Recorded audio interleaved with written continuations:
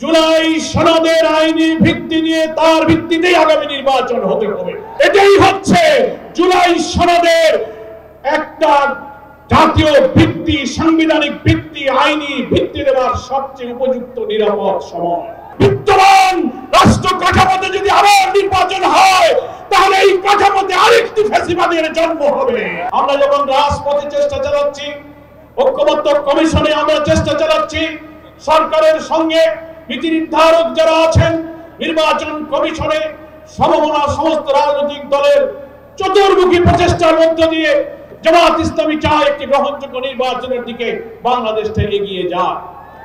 কিন্তু দুর্ভাগ্য হলো আমরা দেখতে পাচ্ছি একটি মহল রাজনৈতিক প্রভাব খাটিয়ে অথবা দুঃখজনকভাবে কোন শক্তির কাছে, প্রভাবের কাছে মাথা নত করে সরকার এবং এই সিদ্ধান্ত গ্রহণকারী কর্তৃপক্ষ কখনো কখনো লেভেল প্লেইং ফিল্ড রক্ষা করতে পারছেন না।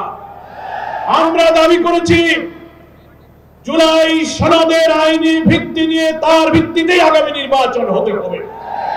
এখন একটি দল বাধার সৃষ্টি করে, প্রতিবন্ধকতা সৃষ্টি করে বলছেন এই সাংবিধানিক সংস্কার, এত সব সংস্কার নির্বাচনের আগে আইনি ভিত্তি নিয়ে সংস্কার করার কি প্রয়োজন?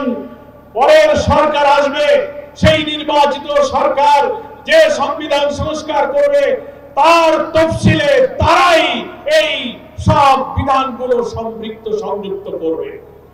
এটা হচ্ছে গণ আকাঙ্ক্ষার সাথে বিরোধিতা।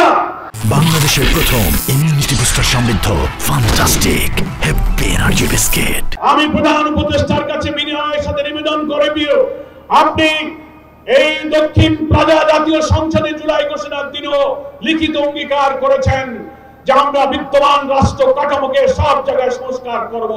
কই আজকে যারা বলছেন নির্বাচিত পরের সরকার এসে সেটা সংস্কার করবে, তার অর্থ হলো এই দলেরই বড় স্থায়ী কমিটির নেতারা বক্তৃতায় বলছেন এখন আমরা যত আইন সংস্কার করেন, যত কিছু বানান না কেন, আমরা ক্ষমতায় গিয়ে তা মুছে দেব।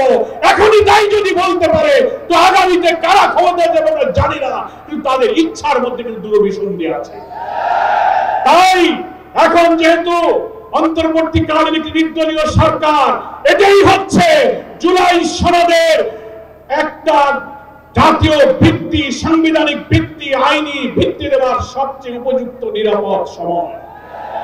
সেজন্য কোনো তালবাহানা না করে আমরা ঐক্যমত্য কমিশনকে এবং সরকারকে, যেহেতু সরকার প্রধানই হচ্ছে ঐক্যমত্য কমিশনের প্রধান, আপনি সকলকে ডাকুন, কোন সংকট তৈরি না করে আপনি কনস্টিটিউশন অর্ডারের মধ্য দিয়ে, একটা রেফারেন্ডামের মধ্য দিয়ে, এখনো সময় আছে, আপনি ইলেকশন এই সনদের ভিত্তিতে নির্বাচন করুন। কেউ কেউ বলছেন না এটা করা যাবে না, অনেক সাংবিধানিক মেজর ইস্যুতে যে ভিন্ন মতগুলো রয়েছে, আমরা প্রস্তাবে ঐক্যবদ্ধ কমিশনে বলেছেন প্রধানমন্ত্রী পরপর 2 বার ক্ষমতায় থাকতে পারবে না, জুডিশিয়ারিতে প্রধানমন্ত্রীর ইচ্ছায় নিয়োগ হবে না, সাংবিধানিক পদগুলোতে নিয়োগ হবে না, সেপারেট অ্যাপয়েন্টিং অথরিটি হবে। এই সংস্কার যদি এখন না হয়, প্রেসিডেন্ট প্রধানমন্ত্রীর ক্ষমতার ভারসাম্যগুলো ঠিক করার জন্য যত সংস্কার এত 2 মাসে আমরা করলাম, তা যদি ইলেকশনের আগে না হয়, বিদ্যমান রাষ্ট্র কাঠামোতে যদি আবার নির্বাচন হয় তাহলে এই কাঠামোতে আরেকটি ফ্যাসিবাদের জন্ম হবে। এই বিদ্যমান কাঠামোয় নির্বাচন হলে আরেকটি হাসিনার জন্ম হবে। বাংলার মানুষ আর ফ্যাসিবাদ জন্ম হতে দেবে না। সেই জন্য লেভেল প্লেইং ফিল্ড আপনারা মেনটেন করতে পারছেন না। জুলাই সনদের আইনি ভিত্তি দিন, কনস্টিটিউশন অর্ডার জারি করুন, গণভোট দিন, ফ্যাসিবাদের দোষকদের রাজনীতি অকার্যকর করে তাদের কার্যক্রম স্থগিত করুন।